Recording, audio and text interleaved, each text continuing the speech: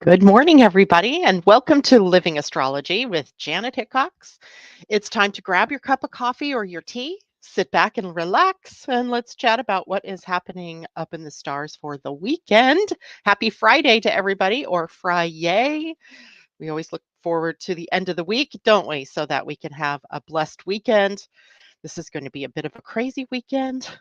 Crazy as in there's a lot going on. It's not necessarily a bad crazy, although I would suggest that there are possible challenges ahead for all of us, not just for the weekend, though, as we go forward into the future. It's good to see everybody joining us early. Debbie Tibbetts Tumiel, hello, and Christine, good morning, and Kajella, nice to see you out there already. As you know, the third Friday of the month is usually when we have Pia and Cullen join us. And unfortunately, something is going on with the internet in the country that they live in, and they were unable to make it. In fact, their assistant told me they might not have internet until midweek next week. So we wish them well. Maybe they're enjoying the peace from any kind of technology. I don't know, but once they have their internet restored, we'll chat about when we want to meet next, whether we want to wait until uh, next month or do we want to put them in, say, maybe at the end of next week. I'll keep you posted though. Now, that reminds me to remind all of you that we are sitting in the collective shadow period, which is what I intended to have them chat with us about today. And that shadow period is happens every quarter, just about, or twice a year. Twice a year. And it's a time when we meet up with the shadow energies within each one of us, but also within our societies. And that can be within, it can be a little different for everybody, but we are in that period of time. So if you're bumping up against right now anything in your life, something that maybe you thought you'd already worked through, something new, something relationship oriented, then that's the reason why, or part of the reason why, right? Because there is this collective shadow that we're dealing with. And as well, that also means a collective shadow period is happening when Venus is also moving into retrograde. And that, of course, happens on Saturday at late 6 o'clock, 6 something, 6:30 p.m. my time in the West Coast. So 9 p.m. for those of you in the East Coast, and maybe just a little after midnight for those people that are living in Europe and further beyond. So we have big things happening in the weekend with Venus turning retrograde, this collective shadow period that we're sitting in. The sun also tomorrow moving into Leo, a change that we often look forward to that, right? The sun in Leo is often, the best time of the year. But with Venus retrograde, it might be bringing up some issues for us to contend with. So we're going to break that down a bit today. And we also have a very powerful sun opposition Pluto today. And literally, I've already been feeling that the last couple of days. It's not a very light and friendly and airy and woo woo kind of transit. It's usually pretty tough, and it's cathartic in some ways for people. So we're going to talk about that. And as well, there was Sun in a semi sextile to Venus. And that, of course, happens as well on the day that she turns retrograde. So that kind of energy is with us for a little bit. So I want to break down what that is. So, as I see other people joining us, good morning, Gayla and Tom. Nice to see you here. And Pam Zaruba and Nargis, it's good to have you with us. And all of those of you out there listening from behind the scenes, it's good to have you here. So, today we have the moon sitting in Virgo. I love the moon in Virgo, possibly because I have my own moon in Virgo. Maybe you guys don't like it, but it's good for working and getting things done. In fact, Virgo rules the working life that you have. So it might be working at home, it could be working in the workplace, it could just be the work that you do in your day to day life, but it really rules everything to do with the way that you work, where you work, who you work with. So it rules your coworkers, your daily rhythm, the getting up, getting in the shower, getting dressed, going off to work, eating your breakfast, all those kinds of things that we do in a series and seemingly do on a day-to-day basis. But it also has an interesting sort of connection to side work. And I kind of equate that with the gig economy, right? People doing things like Uber or delivery food, Instacart. What's that other thing that people get that do the uh, Fiverr, geez, Fiverr, and all those different gig economies. So that is also ruled by the rhythm and the structures of Virgo moon or in Virgo itself. It rules a to-do list. What is your to-do list? Mine has been very busy for the last week and your work environment. Remember I showed pictures on Facebook one time, not that long ago, of my beautiful, pristine workstation that has now dissolved into piles everywhere because it has been such a busy time. And by the end of the day, I don't feel like putting it all away. But unfortunately, it also creates anxiety, another Virgo trait, right? Virgo in the more negative expression perhaps causes some of that mental anxiety, and for me anyway, and maybe guys, for some of you guys too, that mental anxiety ramps up a bit when I do not have an organized workspace, when I can't find what I need, or in fact I lost a report that I know. Is that it? No, that is not it. That would have been funny though. I lost a report that I needed to work with clients this week. And so I had to go back to my email and find the report so I could get the listing of how I wanted to do this particular new reading that I'm doing with people.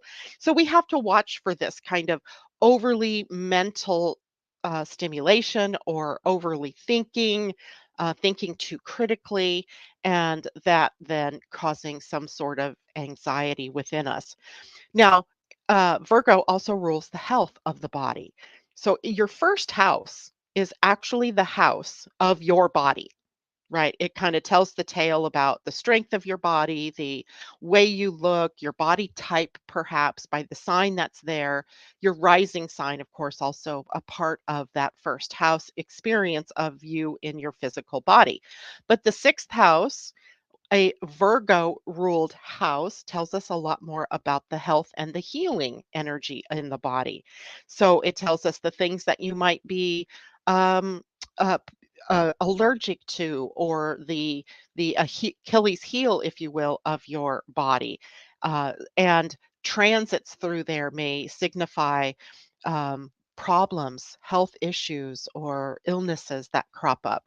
So we can look at that sixth house for some of the healing things to do with your body. And so, of course, that is also a sign, Virgo, then that rules the body, health, exercise, moderation in everything that we do with our bodies, our healthy habits, and of course, the healing of the body. And typically, what we see here is the potential for alternative healing, right? Alternative healing, but it also is a good, when you have good placements in the sixth house, for example, that can point to you as a healer.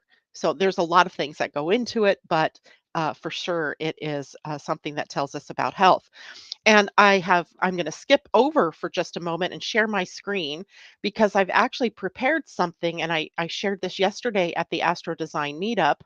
But let's see if I can share it today with you guys. It's a window. No, an entire screen. No, it is. Okay, hold on. I got to cancel this and open this up first. Then maybe it will let me share it. Share screen.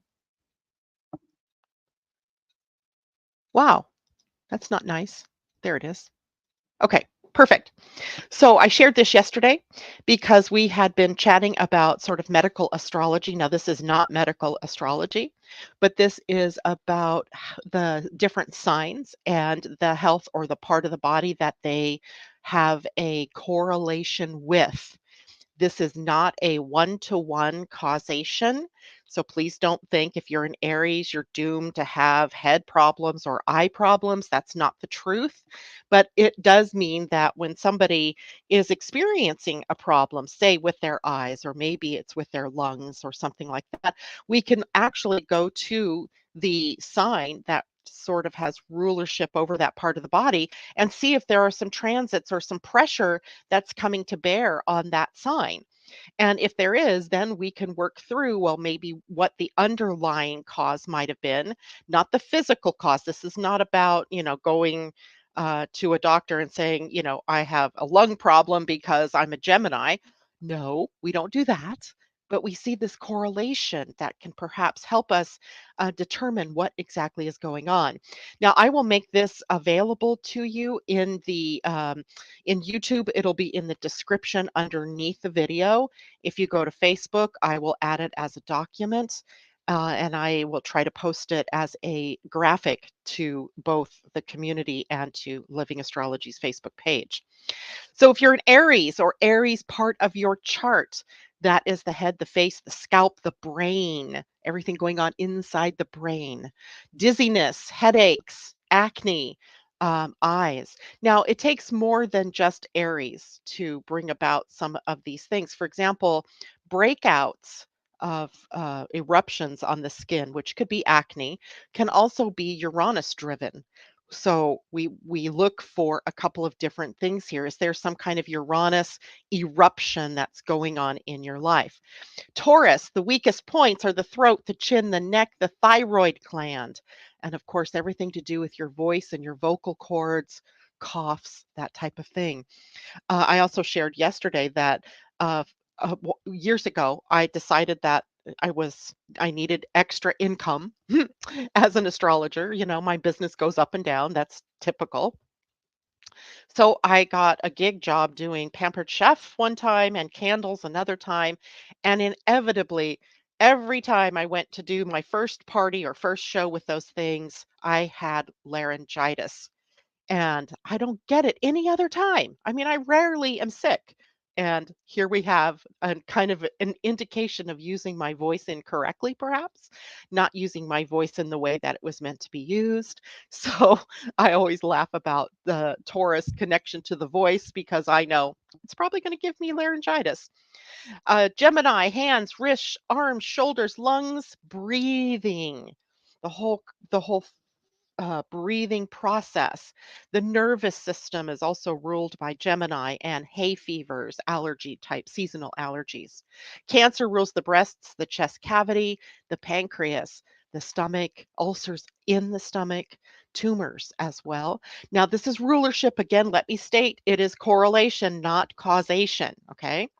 Leo rules the back and the spine. Now, this is important because we have the sun moving into Leo. We have Venus retrograding in Leo tomorrow. We have the black moon Lilith in Leo. We have Mercury in Leo right this moment. And so Leo is up front and center. So are we having back and spine problems, issues with our hearts? And that might mean heart attack in the extreme, but it could also mean palpitations or stresses that we feel in the heart.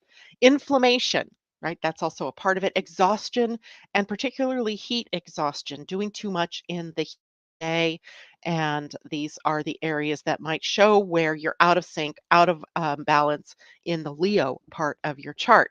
Virgo rules the bowels, the intestines, digestion in general, assimilation of the nutrients in your body, so which are all a part of that digestion. So if you're experiencing something while the moon is in Virgo about your digestion, it might be that you're eating the wrong things or you're eating them at the wrong time or they're toxic to you at this moment. There's all kinds of different things that can be happening here. The solar plexus and issues like constipation and diarrhea also come from Virgo or are correlated with Virgo. Libra, of course, rules the kidneys in the big parts of the body and the adrenal glands that sit on top of the kidneys. And so diseases like diabetes, which can also, because the adrenals also produce different hormones, and some of those hormones are involved in being able to break down sugars, glucose balance. And the Glucose imbalance, of course, leads to diabetes, which means the adrenals may be under attack or have been too stressed. And it also rules your rear end. In Scorpio, we have the more elimination organs and the sex organs involved, and also then any diseases, the sexual organs, and for both sexes, by the way, but then specifically for women, PMS and the whole menstruation cycle, all ruled by Scorpio. Sagittarius, the hips, your liver, the upper thighs or your upper legs, and sciatica. So we can kind of see sometimes that there could be pressures in two signs. Perhaps a back and spine injury occurring because of a Leo correlation may also create sciatica in a Sagittarius sort of way. So we can sometimes link these different expressions through these different signs and the pressure that the sign is under by a planet that might be transiting through there. Capricorn, ruled by Saturn, has bones and joints, the connective tissue, so your ligaments, your tendons, the gallbladder, knees, the skin, and psoriasis, so issues around the skin, and then arthritis and rheumatism, which would be things that affect the bones and the connective tissues. Aquarius rules your ankles and calves, your circulation, how the blood moves through your body, and cramps and spasms, varicose veins that interrupt sort of the flow of your circulation. And finally, Pisces rules the feet, your lymphatic system. Now, I want you to look at this because Pisces and Virgo are opposite of one another, right? In the wheel, the Virgo is the ruler of the sixth house, and Pisces the ruler of the 12th house. And in this relationship between the two, you can have stomach issues, stomach viruses. Over here, we have the lymph system that's handling the immune system, and colds and flus and viruses and all the little teeny weeny bugs that we can't see that affect us, poisoning and toxicity that we can digest over here in Virgo, but that end up creating a havoc in our body in Pisces. So, again, let me just say this is not an exhaustive list of health issues. This is correlation, it is not causation, but it gives us a place to start, right? It gives us a place to go, oh, okay. This is Leo season. I might want to protect my back and spine. And if my back or spine are talking to me, I might want to discover where it is I'm not following my heart, perhaps with Leo energy, or individuating myself, standing out in the crowd kind of thing. So I hope that's helpful. And again, I will make that available to you as just a sort of guide. Again, correlation, not causation, right? There's no um, one-to-one relationship with cause here and effect, but it does help us to take a look. Okay, let's see how people are doing out here. Good morning, Nico. Tom says piles. Piles can hurt, uncomfortable to say the least. I have no idea what you're talking about there. Would that be like hemorrhoids? That sounds like it would be like Scorpio issues, right? The bowels. Nico says, hello, Alana. Good morning. Sun, Pluto, Uranus, and Moon in the sixth house. Wow. How's your health right now? You might be feeling super healthy. You might have gotten onto some transformational energy that's really helped you in your health. Or at this point, maybe things that are being pointed out through your body where you need some more support. Christine says it's 11:11. I love it when that happens. Good morning, Asa. It's so good to have you with us. Sylvester says he's sending love and positive vibes. And Debbie says, hope you are balanced soon. I've been on a journey to restore my kidneys. Very good, Sylvester. Pam Zaruba, with the nodal shifts, will we tend to have more issues, Aries, Libra health? Like when something, I can't remember which planet was affecting teeth when it was in Capricorn. That was when Saturn was in Capricorn. Could be when Pluto was in Capricorn. But yes, indeed, that is distinctly possible. It depends, of course, on your own individual chart. It's interesting because Aries has been home to quite a few planets over the last couple of months. And I still have a sister whose brain is just not functioning, and there's no real answer to why that is. And in fact, that reminds me to tell you guys, if I disappear for a couple of days, it will be because I've been called east of the mountains to spend time with her, because it appears that she will not recover from what is happening in her brain. Right, in her brain. It started with an aneurysm in her brain, a surgery she had in the brain, right? So yes, sometimes there is these things that happen when we have these transits happening. Now, it takes more than just a transiting planet, because you might know, like every year the sun transits through Aries. Does that mean every year you suddenly have headaches and dizziness or migraines or some kind of head issue? No, it takes more. That's why, I keep saying it's a correlation. It's a correlation.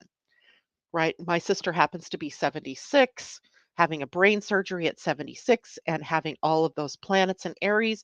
All of that tends to add up to what could potentially be the expression of a health issue. It doesn't always, like I said, have that one-to-one thing. Treat yourself, Julie. Nice to see you. And Tom says, with symptoms, do we look at where the sign is in our chart then? Yes, exactly. Right, exactly. So let's say, you injure your back, and we know now that the back and the spine are ruled by Leo. So the next logical thing is to go look at Leo in your chart, and maybe we have to look at a couple charts. We might need to look at the transits. We might need to look at your progressed chart to kind of dial in what it is that could be happening. And likely with a Leo type of back injury, we find it related to some sort of fear of living out your authentic self, a fear sometimes of money, or of lack, of not being able to provide for yourself. So lots of different things that we can correlate.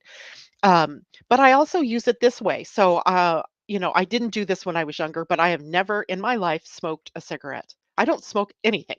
I just don't. I don't like to. But if I did, that would be a weak point perhaps for me. As a Gemini, my lungs are ruled by the sign the sun is in my chart. And my sun is kind of hidden in the 12th house. So it could be insidious little things that can happen in my lungs if I'm not taking good care. It can also mean, and this has been in my life, being a shallow breather, right? Sometimes I'm breathing so quietly and so shallowly, and I got to remember, take a big breath and inflate those lungs. So it helps to know the part of the body that might be impacting you. Uh, Gemini rules the shoulders, and one time I got a frozen shoulder. I couldn't lift my arm up beyond, like I couldn't bring it to a 90-degree angle because my shoulder froze. Weird stuff like that, right? And I'm going, oh, okay. So, so symptoms definitely, again, though, not always going to happen. You don't go, oh no, the sun is moving through Leo. I better take care of my heart. Avoid that, right? But if something begins to start, then you could go, oh, okay, let's take a look.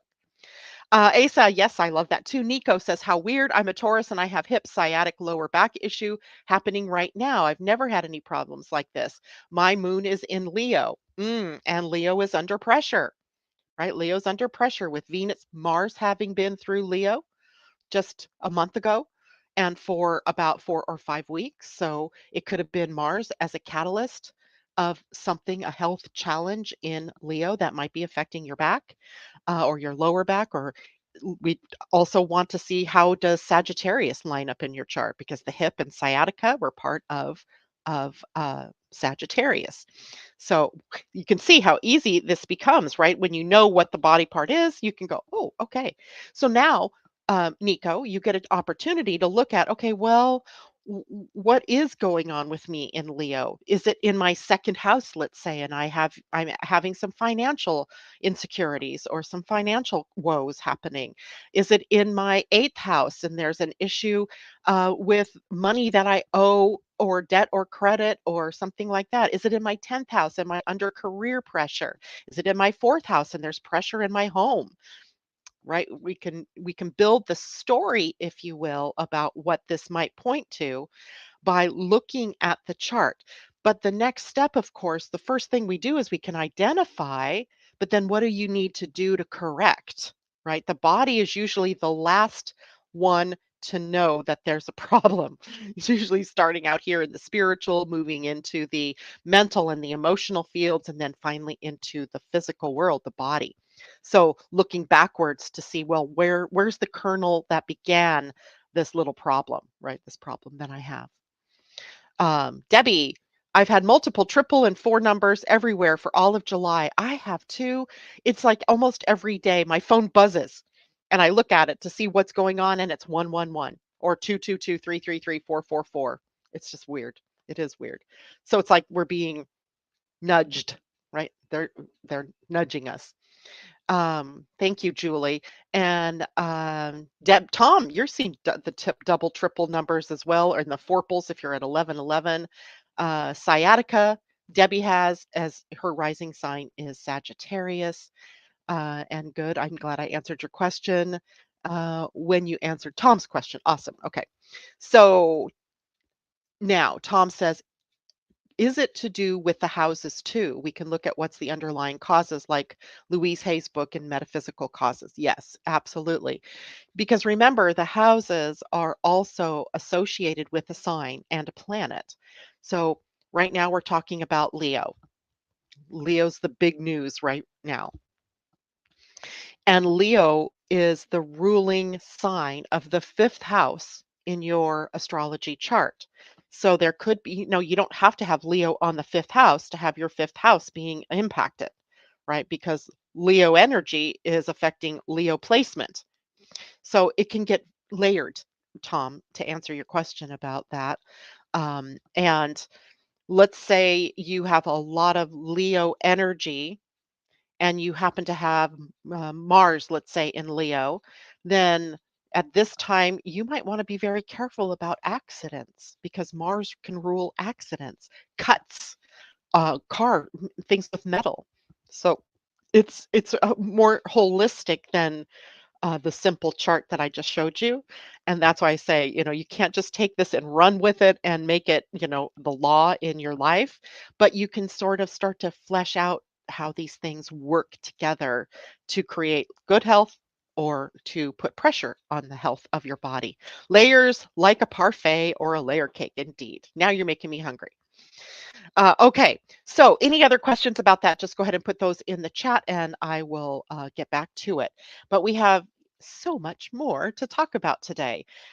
Remember too, Virgo, let's go back to the moon. Virgo, besides health, also rules organization. So cleaning out the closets, right? Cleaning off your desk, putting things away, tidying up, if you will, being efficient, planning, right? Virgo energy with the moon can be very good at planning and recalling the things that we need to do to keep life in order, using discernment, critically thinking, right? The whole idea of the whole health thing we just shared is about using your discernment. You know when your body's off. You know when you've been burning the candle at both ends and you're coming into a burnout situation, which can put pressure on all the different parts of your body. So take care of yourself. Know what's true and untrue. And again, that can be very subjective, right? It can be personalized. Your truth is not my truth, is not somebody else's truth. So you have to be very discerning about information. And the Virgo moon gives us that sort of ability to tease out what's true and what's not true. And again, watch out for anxiety during this period of time, overthinking, being too critical in your analysis of what's going on, and also pointing fingers. Virgo has the blame shame thing going on. It has that sort of, it's picking up the victimy Piscean other end, the potential victimy Piscean other end, and then saying, nope, that wasn't me. It was your fault. You didn't follow through with what you said you would, and blah, blah, blah, blah, blah. So we need to watch out for that because, of course, we all have responsibility and are all accountable for our own successes or our own issues. Okay, now let's look over now at Leo because we have a lot of Leo energy and I want to break it down this morning in a couple of different ways. First, looking at the macro picture, the sun moving into Leo, Venus retrograde in Leo, or Venus turning retrograde in Leo, an interesting combination of energies between the sun and Venus right now. And how is all of that going to play out? And then I want to apply that to human design because in human design, we can see that the sun, at least, and Venus too, is going to be hitting specific gates in our human design and activating certain energies within us. So I want everybody to have the bigger picture, not just, oh, yeah, the sun is in Leo. It's time to have fun and play and go on vacation, but also what are the specific energies that the gates will be confronting us with during this transit? Now, the sun will enter Leo tomorrow for those of us in most of all the time zones here in the US. And for those of you listening from, say, England or Sweden or any of those places, it will be actually early Sunday morning. So July 23rd or 22nd, depending. And we'll be there, of course, until August 23rd. Now, this becomes a time for us to be very creative and self expressive, and for us to express within us our confidence, right? The confidence in who we are, and pull in that confidence, we be our authentic self, right? This is a time for us to really claim our authority and our authenticity, to speak your words, right? To share your work, to share your thoughts, and to really shine in that respect. Leo being a fire sign brings up passion and creativity and the outward expression of energy. The sun is also associated with Leo. The sun is the ruler of Leo, and the sun and Leo are also associated with the fifth house of your astrology chart. So we have some connections here to romance and love and children. Right. And not just like having children, but having fun like children, like being like children, open and wide eyed and full of wonder and playful and enjoying every experience, that kind of thing. It's also a time to become generous or to maybe check your generosity if you're being overly generous. Loyalty and charisma, all a part of Leo. But there's also the potential then for expressing arrogance or stubbornness. This is a fixed sign. Fixed signs, remember, they're steady eddies and they stay the course. They're loyal, right? But that loyalty can turn into stubbornness. It can turn into rigidness. And in particular with Leo, it can turn into drama, right? These are the drama queens and kings of the zodiac. But the sun in Leo encourages us to shine our light, to really show who we truly are to the world, to sort of show your true colors out there in the world. And live your passions, live out loud, follow your heart. I think a lot of the problems that we end up with in our hearts is because we shut it down. We shut down the passion. We shut down showing the world our true selves. We fear that following our hearts isn't open to us, but it is. It's like your job is basically to live out loud in your own way, showing what you got, showing your stuff, living out your authority and your passion. This is also a playful and optimistic place. The sun grants optimism and it also grants power. So during this period of time with this Leo energy, we may also seek more attention, more recognition, and admiration from others. And others will also be seeking that from us. So I translate that into sharing our gratitude for each person in our lives, not taking them for granted, being very grateful and showing that appreciation for everybody and for everything, right? For everything. I'm grateful for water because it hasn't rained here in a long time. I'm grateful for the sunshine because it is gone at the moment. So I'll be grateful when the sunshine is back. It is a good time for us to pursue our hobbies, our joys, and express our love for each other. Express your talents and really enjoy yourself. This is not necessarily a time to get all serious, but that doesn't mean that there won't be serious things that come up.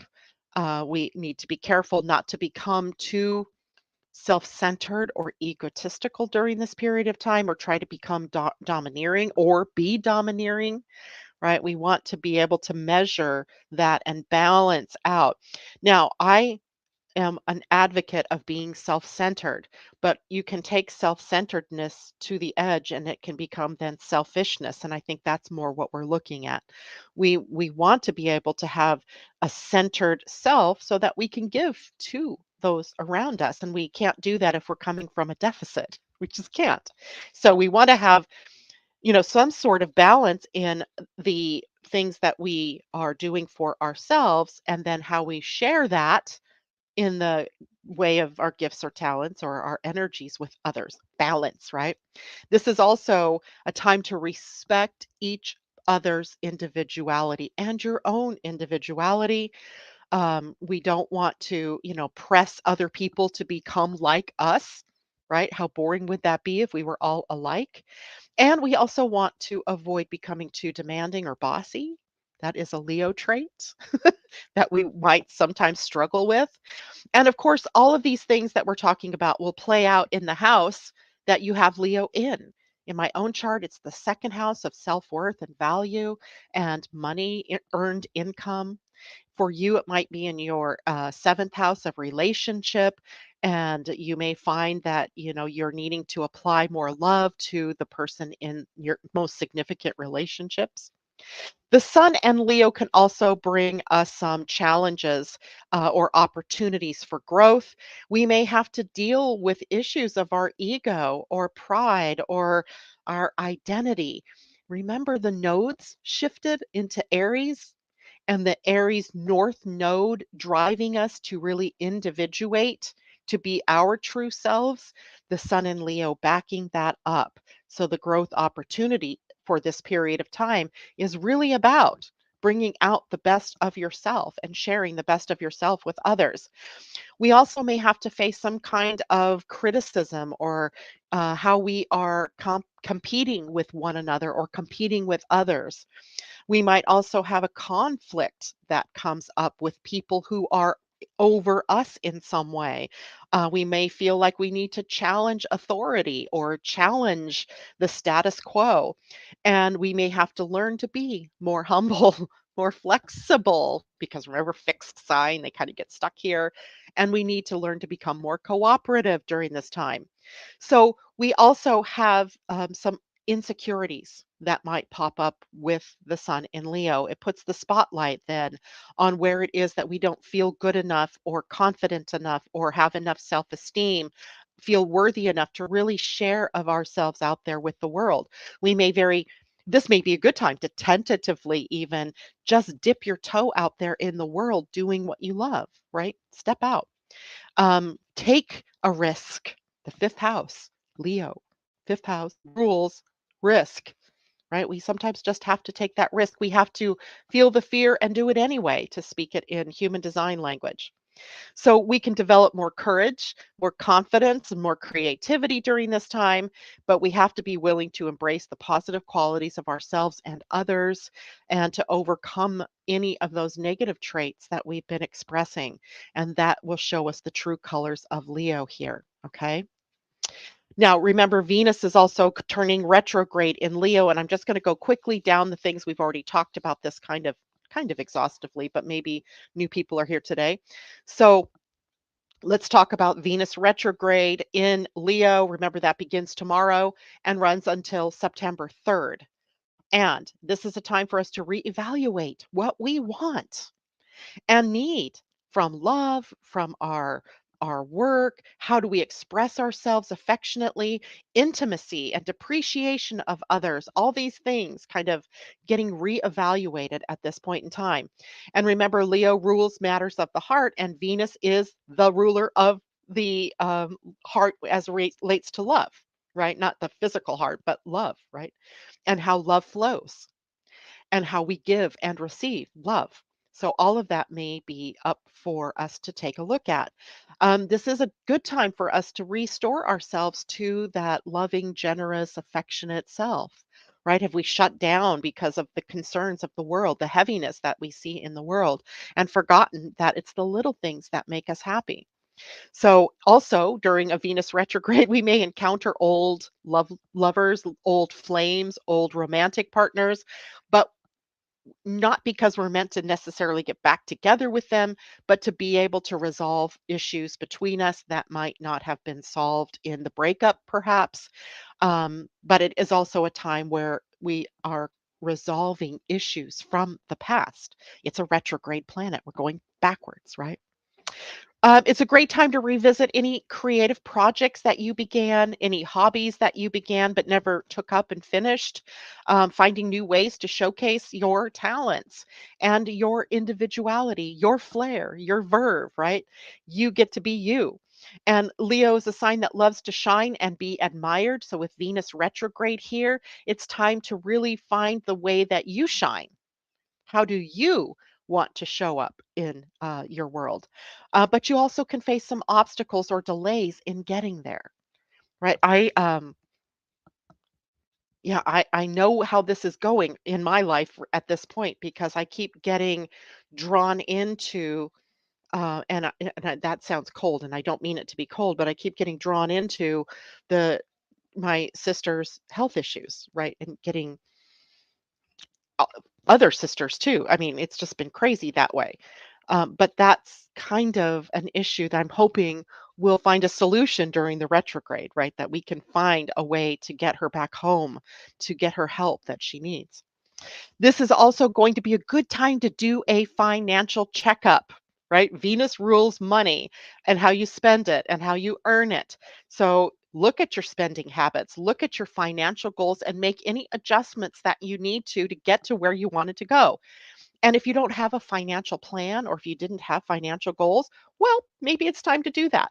Maybe it's time to take up the cause and don't be afraid to look at that checking account or your investments and see what's going on with them.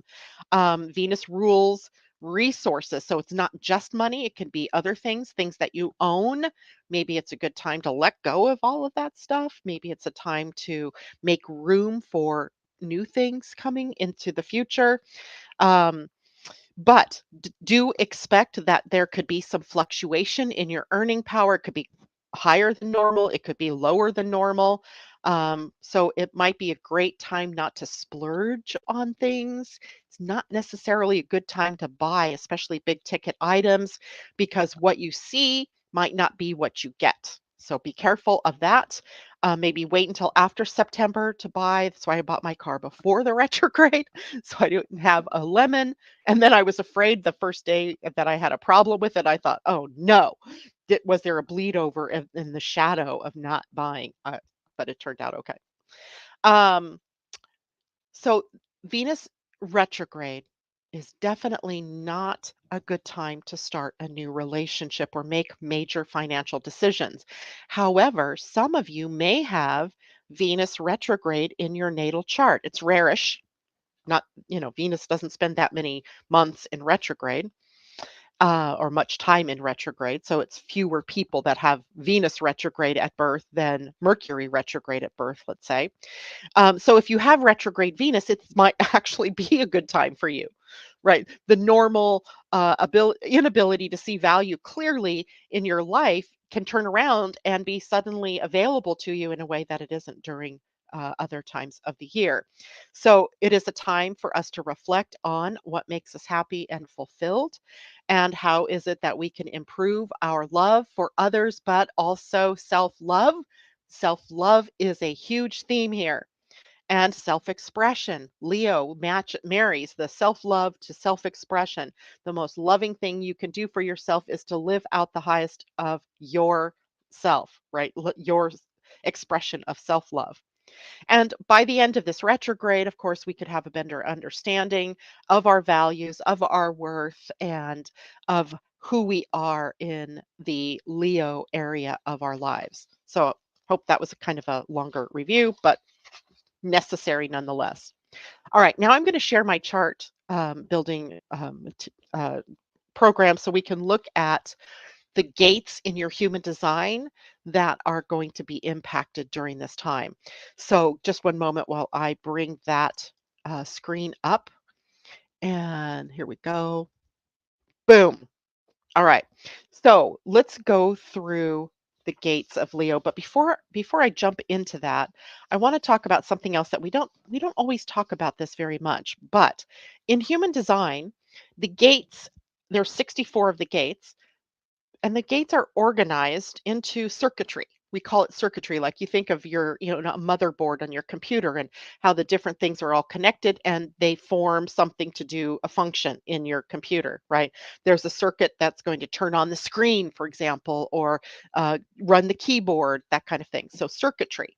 And in your human design, you have circuitry. When we look at Leo gates, every gate that is in Leo comes from the collective circuitry in your human design. Collective meaning it has an impact on the whole, right? And it has the ability to affect and impact human evolution. Right. So this isn't like minor time for all of us. This is really big energy. This is about being able to, in some way, as a collective, we can predict the future. We can sort of read the writing on the wall. And this is a time for us to understand the relationship between the past and the future, right? Leo sort of bridges that. Remember, Aquarius, opposite of Leo, holds the future. And we have the ability then to sort of see into the future, but build upon what we've been doing in the past. This is definitely energy in the collective for taking action, and it holds the story of humanity. It's very sort of humanitarian focused. And this particular circuitry has a challenge of adhering to rigidity, getting stuck and staying in old patterns, or taking the path of unproven sort of conspiracy kinds of thinking, constructing false systems to support your incorrect hypothesis, right? So that's all in the shadow of this kind of circuitry. So we're deeply in this collective circuitry for this particular time period. And there are two sub-circuits in this circuitry. One is the logic or understanding circuit, also called in quantum human design the pattern circuit. And then there is also the sensing circuit. So we have two opposing sort of energies that pop up in Leo, one being logic, and I got to follow the logic, and the other one being sensing. I have to do what I feel. I have to, use sensing to get to where I want to go. By the way, the sensing circuit in quantum human design, I love. It's called the miracle circuitry or miracle circuit. So as we toggle through these different energies in Leo, we start with a sensing circuit or sub-circuit, then we go to logic, then we go to sensing, then we go to logic. So we see we're learning to use both halves of the brain, right? Both halves of the brain being stimulated by this. And then toward the end of the transit, we end up with two sets of logic gates, and then we end Leo on the sensing circuit. So I wanted to talk a little bit about each one of those. The logic circuit we're very familiar with, right? It's about patterns, and it can be about noticing in human design, logic is all about the pattern that we see that helps us to predict the future, right? We see A, B, and C, and we can predict that it leads to E or D. D comes before E, and that type of thing. Now, that's just a pattern, but patterns don't always repeat exactly, and this is where the potential for getting stuck is. So we have to learn which patterns that we want to evolve by changing the pattern, right? Or changing um, the impact on humanity or on our personal lives. And we also are learning something else key in this time period, and that is that reasoning and logic has its place, but without the heart, it's just data. It's just information. It's just facts, right? Without the heart's interpretation of it, right? It doesn't have any true meaning. Now, we also have some things that we need to work through as we go through this particular pattern. And that might be doubt and fear that comes up, suspicion. The opposite of the gate 4 here is the 63. So these are the patterns we might drag into our experience. We might drag in the need to correct, right? Correcting, which might be also considered judging or criticizing. So correction is okay, and the other way it is not okay. In Leo energy, in this circuitry, we have science and we have democracy. We have data driven, logical information that is neutral until it is interpreted by the heart. Hope all that's making sense. Now, in the miracle circuitry, so half the gates are going to be in that sensing circuit or in that miracle subcircuit. This is right brain. It is teaching and storytelling, right? We're telling a story in the sensing circuit. We're telling the story of narrative. We're using story as a tool to embrace a future, to share our commonalities, to share our human story. And it's emotional energy. It is energy that takes time to be expressed, right? It's time when it's time and not before. If you can let me get away with that. And this is also experiential energy in the circuitry. Now let's relate that to the Leo gates that we are going to be talking about. So the very first gate that we will enter into is the cusp of the 56 gate. And today, this week, the sun is sitting at the gate 56, even though the sun is still technically in Cancer. And this is the gate of the storyteller. This is a teaching and sharing gate. Its purpose is to share through story, right? So when you sit down with a child and you're teaching them, it's not just the facts and the figures, it's that there are these facts that are couched in these stories that we can tell, right? We learn both ways. And that energy is in the sensing circuit. So we are taking now the feelings, the emotion, not just the facts that we're teaching. Okay, does that make sense? The next gate we go to is the 31, and the 31 is on the throat center. Note that 3 out of the gates of Leo are on the throat center. So we're dealing again with how we bring our words out, how we manifest, how we create through intention. All of that shows up here. So the gate 31 is a gate of leadership. This whole circuit, they're both the whole circuit gets, excuse me, the whole channel gets involved over time in this Leo energy. And it is about leadership in general, how we lead. And this is very much democratic leadership. We lead by consensus or we lead by vote. We're voted in or we're elevated by sort of a consensus of people wanting a certain thing or a certain person.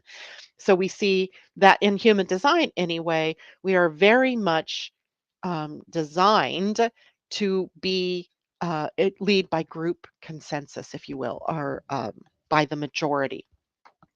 So this is leadership energy, and then that is part of the logic circuit, the subcircuit, like logic. So patterns and the pattern. What kind of patterns are we extending through our leaders? What kind of a leader are you?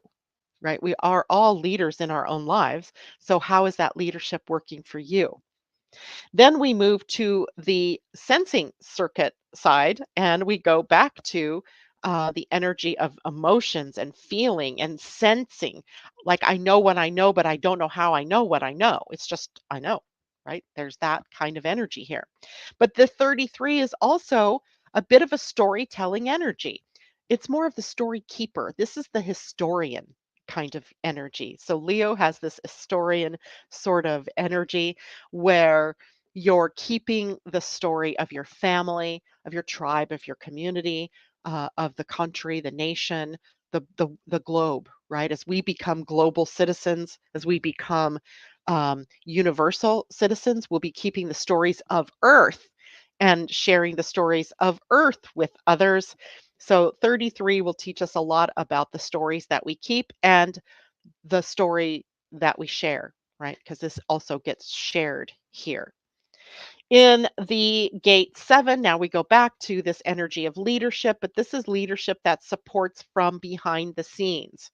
This is the logical circuit And it has, again, this facts and figures sort of thing, but it has to be applied with heart. And this would be sort of like the chief executive officer. Wait, no, that's the CEO. This would be the person that takes the action. So if we look at it in our nation, we have the president, that would be the 31, the leader, but the 7 would be his chief staff person that does, he's the gatekeeper or she's the gatekeeper, making sure that the president is on time, that his engagements are adhered to, and seeing who gets to see the president. So the 7 is all the work that we can do behind the scenes to help support ourselves, but also others, being the leader from behind the scene. And the next gate that we go to is the gate 4. This is an interesting gate because it's a gate of mental thinking. It is very much in the mind. It sits on the ajna. It's the only gate of Leo that's on the ajna. And this is also logical circuit. And in this energy, we are sometimes pressured. We feel the need to answer questions, but are we answering the questions correctly, right? We may just be answering them to relieve ourselves of mental pressure. So we need to remember here with once we get to the gate 4 that to be curious, to see possibilities, not hard and fast realities, right? So, yeah, it looks like this is going to be the impact of XYZ, but is there another possibility, right? Is it possible something else is going on in our warmer globe, right? That's not just human oriented. Is it possible that this is just a natural expression of the Earth's climate? We don't know. So it's a possibility. So with the gate 4, we don't get hard and fast. We get curious about possibilities. What else might be at play? Okay. And then we end the transit of Leo at the gate 29, which is the gate of saying yes. It's called the gate of commitment. It's not called the gate of saying yes, it's called the gate of commitment, but I call it the gate of saying yes because this gate wants us to say yes to everything. I had a friend once who used to say, I only want to be with people who say yes. Okay. Um, what happens if that person says yes, but then doesn't really follow through with the yes? Or what happens if that person doesn't, if their own authentic self is that they say no? So we have to be very careful here in the 29 of what we are committing to, because in the lowest expression, this is waffling, right? Or this is jumping in and jumping out. Um, or half-heartedly being engaged in energies that we've committed ourselves to. So the way to solve that problem, or the antidote to that problem, is to be careful what you say yes to. Don't say yes to everything.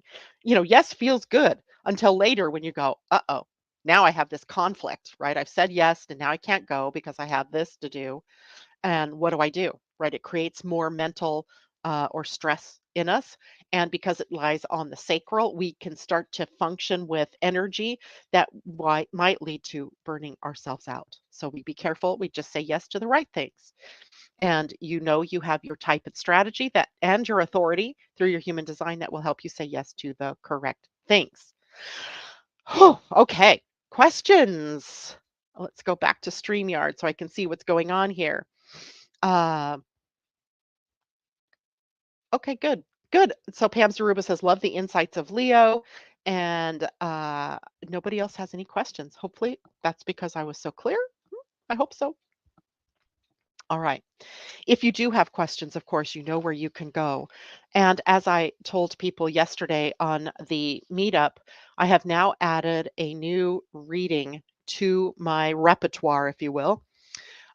It's on the home page. If you scroll down the home page, you'll see where you can purchase a check-in reading. Let's say after today, I've generated a question for you about where's Leo in my chart. Maybe I've generated a health question for you about what's going on in your chart. And you just have that one question. You don't necessarily need a whole reading. So it is a $50 session that maybe is a 30 to 45 minutes, or that's what it's designed for, to check in on your concern, to get validation, perhaps, if that's what you need, that you're on the right track, that type of thing. It is, again, just for a single thing that is going on in your life. You can find that on my homepage, and at some point, I will also add it to the list of all the things I do on Facebook. That is it for me today, guys. I hope you learned a lot. And if you have questions, please let me know. Janet at living-astrology.com. And I will see you all on Monday unless something goes on with my sister over the weekend. I'll try to keep you posted about that. It's not like she lives local. She lives about 300 miles away, 275 miles from here or something like that. So anyway, I'll keep you posted as much as I can. All right, guys, take care. Much love to you all. Have a great weekend.